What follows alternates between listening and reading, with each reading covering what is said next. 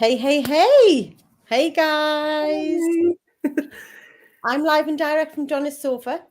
But it looks different where I'm normally chilling in Donna's sofa. And we have the beautiful Nadja here today, who Hi. is In my living room. self-doubt all out, literally top supporters, cheerleaders, like loving life, right?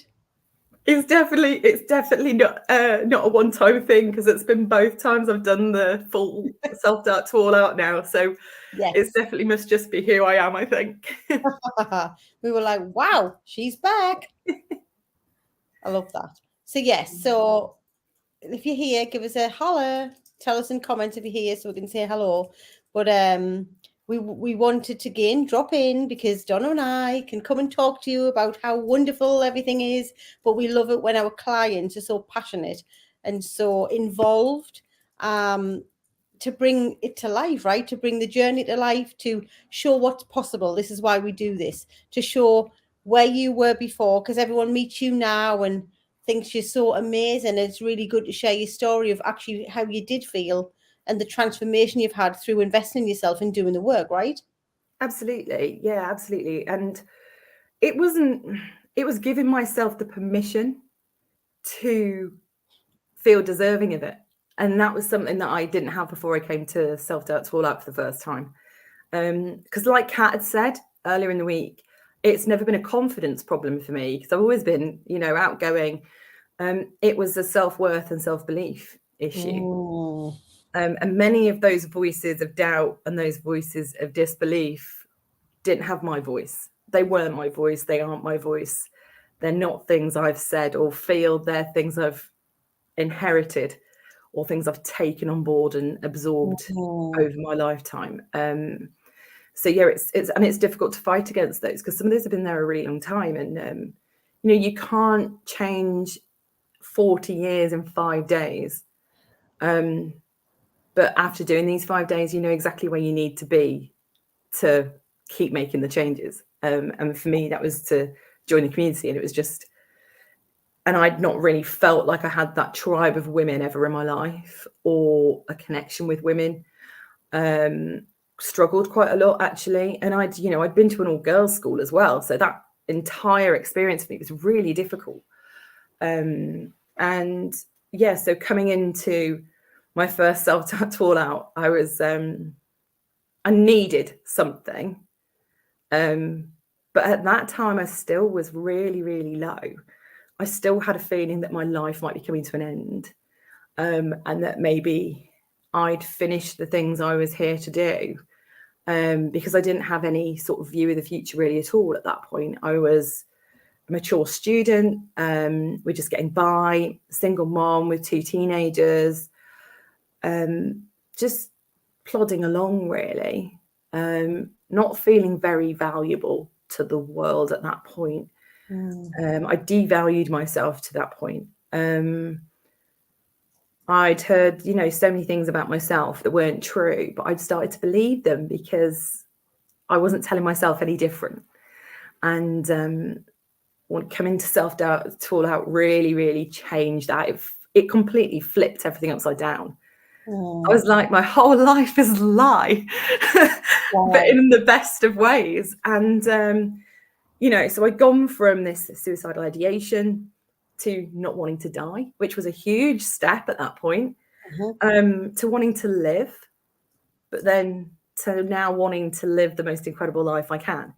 And, I didn't think that would ever have happened for me, but it has. And, I've gone from survive to thrive, and that's a huge, huge thing. And sometimes I forget to look back how far I've come, and I, still think I'm not coming, haven't got that far. But actually, when you look back, you're like, wow, it looks like a mountain range in the distance at this point, where I was, which is really, really great. I know Charlie's just saying such an amazing journey, is so inspirational, but it is, right? And even just the fact that you're willing to come and share your story is inspirational and amazing, because when you're in that space, right, where you were, yeah, like you can't see the future, you don't have clarity, you're just wondering if this is it. And if you're at the end of the line to be, the point is, no matter where you are right now, and like you said, the stories, the lies, the BS that you're telling yourself is all just limiting beliefs. It's fear. It's not true that you've learned throughout however many years, 40 years, and actually just then knowing that in the moment that it's not true, and being able to lift like the veil up to actually be able to see clearly is massive. It's huge, right? Yeah, it was huge, and it was overwhelming, and it was the highest high I've ever felt. It was, you know, I've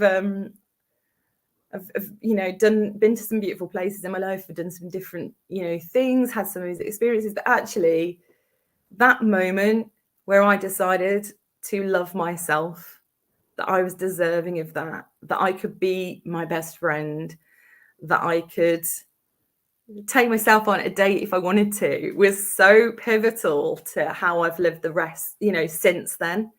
It was definitely like a before self-doubt and after self-doubt for me. It's never been, you know, and I can't say that everything's been perfect. You know, I do have a therapist, because there are certain things for me that have needed some particular work. Yeah.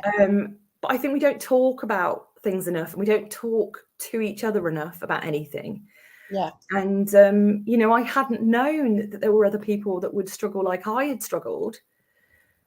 But also I hadn't realized that, you know, I had a superpower beyond just surviving. And actually, I think, you know, some of my superpowers are just seeing the great things and wonder in the world in ways that I'd sort of stopped myself from doing. And in other people as well, you know, that when your trust is broken and you've had those kind of difficulties, it's hard to let go of some of those things. But I think one of the most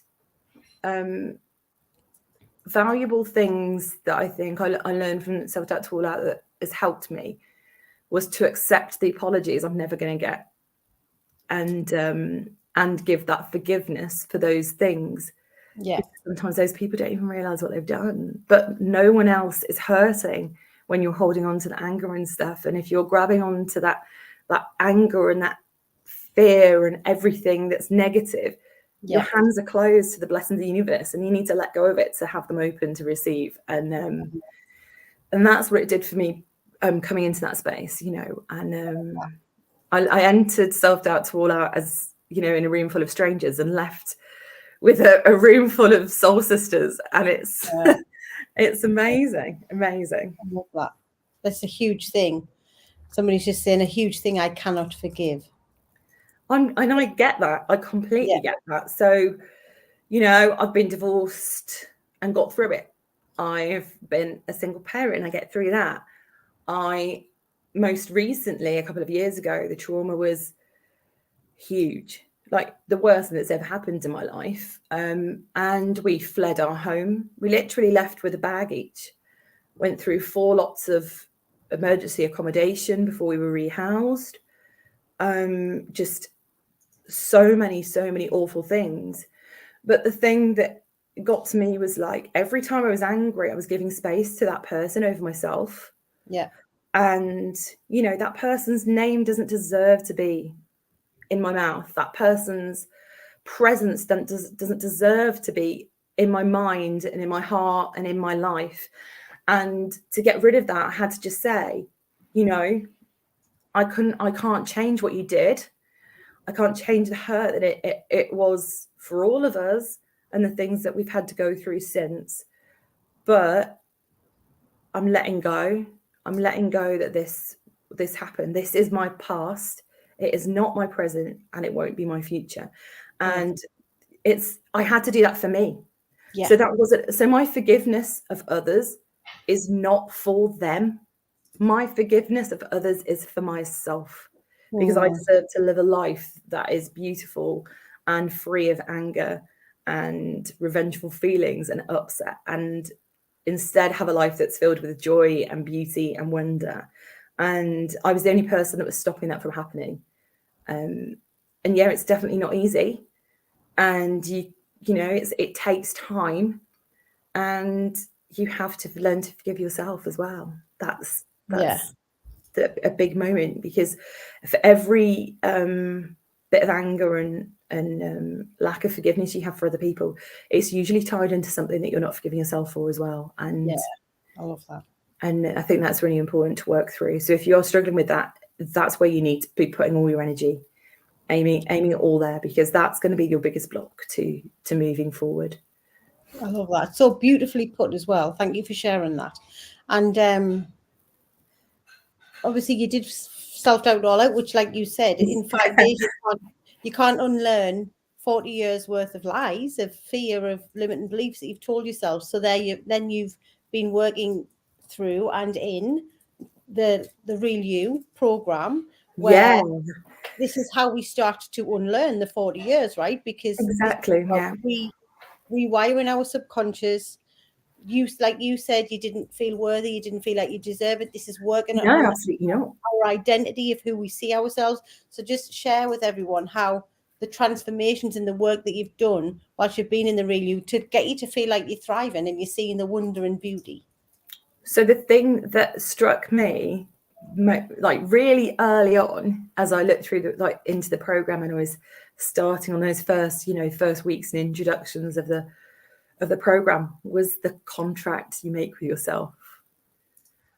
And that blew my mind.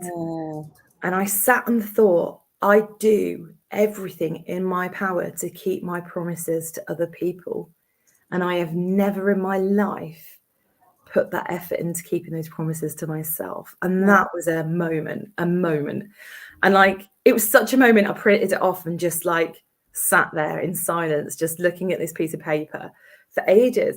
And I took it, I took it so seriously that I couldn't sign it straight away. It was hard for me, because I'd had, at that moment, that was my moment of choice. And in that moment, I chose to say to myself, my trauma doesn't own me. I own my trauma, and that means that I can put it behind me. Wow.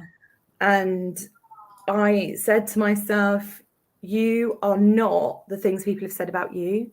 You are not every day you've lived so far. You are every day you will live from now. And it was a huge moment. And I think that was the most pivotal sort of step for me, that making that contract with myself, promising myself that I would do this. And it was, and it wasn't just the sort of, and it's not just the program, but the group as well. So, I mean, you're working through this, and I mean, you think you get a lot of information in those 5 days. That is nothing compared to the sheer volume of information and work and help and advice you get through the program. Like, I remember going, I was like, whoa, this is like the mother load. And but I was really, by that point, when I'd sort of got past the contract part and then really had a good flick through everything, because I'm that kind of person. I like to sometimes flick to the back page to see what's going to happen. And I had a good flick through, and I was like, wow, this is exactly what I've been looking for. This is what I needed. In my life, I haven't always had those people there to teach me some of those, regular day, everyday sort of skills that people have. And I had to accept that wasn't my fault, that I didn't have that in my life. Yeah. And it was okay to be 30 odd and learning that now. And yes, and the way it sort of builds as well. So it's done in such a beautiful way to sort of ease you through those steps, and it gains more sort of traction and challenge and depth and meaning as you go through, because you've learned yourself more on every step. But for me, like, as well, it was having the access to like the group and the soul sisters in there, and it's incredible. Like that space is one of the most beautiful spaces I've been in. Like, I never thought I'd find a tribe. I see all this stuff on Instagram, like, my tribe, oh, my girls and all this, and I'm like, I always felt like Bridget Jones sat on her settee in her flat waiting to be eaten by Alsatians. Like, I was at that point with like my relationships and friendships. I was like, what am I doing here? And then I walked into this space and was like, there are other women in here. And I was Oh, properly terrified. Yeah, I was properly terrified by it. And then I got in and it was like, oh, these women are just like, it's like landing in a ball pit filled with marshmallows. It's just like the sweetest, softest, supportive space. And these women are so funny as well. And I think the humor and the looking at things from different perspectives made such a difference for me, because like I've had to laugh in really dark times, and sometimes that's all you can do, because you can't just keep giving like such seriousness to everything. You know, we're made to laugh, we're made to enjoy each day. And some of the women in there are just absolutely immense and incredible. And I remember there was one time a few months ago, and I'd done an interview for a job, and they'd given me a second interview, and I had to do a presentation. And I was like, what? I don't know what I'm doing here. And I felt like I'd already like blagged my way through other bits of this. And I was like, okay, I just need to throw out an SOS here. And it was like the night before, I was sat trying to do this PowerPoint presentation, and it was about maybe 9:30, 10 o'clock at night. So it wasn't like, it was quite late in the day. And I was like, I need some help. Can anybody please help me? Can you have a look at this? Can you tell me if you think I'm doing the right thing? I've done this and I'm really concerned that everything I've written is completely wrong. And it was those imposters absolutely belting down the door. And I knew in that moment that what I was telling myself wasn't enough, and I needed to reach out for someone else to hold my hand in that moment. Immediately, within 5 minutes, I had, show me, let's look at it, what can I do to help? And, you know, and more than one of the soul sisters had jumped in and gone through it and given me like the pep talk I wasn't able to give myself at that point. And it was just, and I left that sort of moment thinking, I'm not on my own in this. Like, even though I'd been there for so long already, it was like, I'm not alone in this. I've got support. I've got advice. You know, I didn't come into self-doubt to all out or into the real you from a space where many of the other women were. So I don't have a corporate background. I, you know, didn't have a business plan or idea. And I, you know, I didn't have many of those things. I was a mature student. I then have just entered into that moment of looking for those graduate jobs and into the world of doing something with the degree I've spent so long trying to get. And I've never felt belittled. I've never felt othered. I've never felt different or inferior in any way. I know that what I have to give and share is as valuable as anything that any other woman in that space has to give and share. And that has never been a space that I've been a part of before. I don't think I'll ever find again. You know, it's just those things don't come along often. And when you find them and you know they're there, you just jump in, because it's so worth it. So worth it. I love that. And for just because obviously you were in that position where you were a mature student, you didn't feel like you deserved things, you didn't feel worthy, and you made the choice to join. So for anyone who is watching now who hasn't signed up with a program, we've got until Friday now. What was the thing that made you press the button and invest in yourself? Because when you don't feel worthy, I don't think you deserve it. It holds you back. You tell yourself it's the money, but really sometimes it isn't the money. It's because you don't feel it's going to work for you. And you know, I mean, I don't particularly have money now. It's not like I've never been a sort of money orientated person. That's never been the sort of in my wheelhouse, I guess. But I sat there and I thought, hang on, I'm now over £60,000 of student loans that I've invested in myself. What's a bit more, you know, for something that's making more of a difference than that whole 60 grand I'd already made so far. You know, and I was a scholarship student, so I'd had bursaries as well awarded when I was doing my undergrad, and I was currently a master's student that I'd got a scholarship for. And I thought, you know, those people saw a certain value in me to give me that scholarship. that I might not have even seen in myself until I started doing it. Then I did. And I Yeah. thought, this is going to be the same. I thought I might not see it today and now, but I know that once I start and put that investment in, I'm going to get the reward for it. Yeah. You know, like I got my degree and like I'd do my masters and stuff. And I didn't feel, I didn't have direction. I wasn't like, yeah, this is what I want to do. And I need, space to do that. This is the person I definitely am. This is what my future's going to look like. Not at all. Not at all. Like I had none of that figured out. I won't lie. I still got not a lot of that figured out. But, I chose that it was that idea of survival, thrive. I love that. And I chose thrive. And it was, I was fed up of the only adjective that I'd been described with for several years was how resilient I was and how strong I was. And, I'm not saying it's a bad thing to be resilient and strong, but there's so much more to who I am as a person. Yeah. And for that to be the only thing that people ever saw or remembered about me. And I was like, that was the moment that I realized that it wasn't the end of my life. It was the end of that chapter. And that I still had the rest of the book to write. Oh God, I love how you articulate it. It's amazing. Thank you so much for sharing this. What would your advice be to anyone who hasn't joined the program yet? What would you say to them? You have to remember that we're not all starting from the same place, and we're not all running towards the same finish line. But it's so much easier when you've got a whole group of women standing on those sidelines, cheering you on to help you make it down that, down that path that you're on.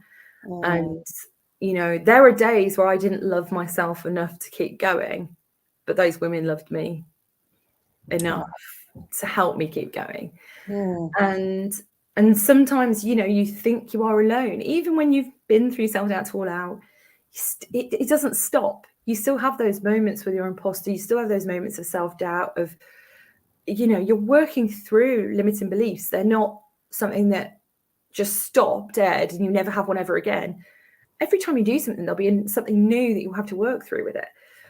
And for me, not having to do that on my own was huge, and having a step-by-step way of going about it instead of floundering the way I had. It wasn't the first time in my life I thought, I wish there was a way that I could sort of improve my life or where things would be better.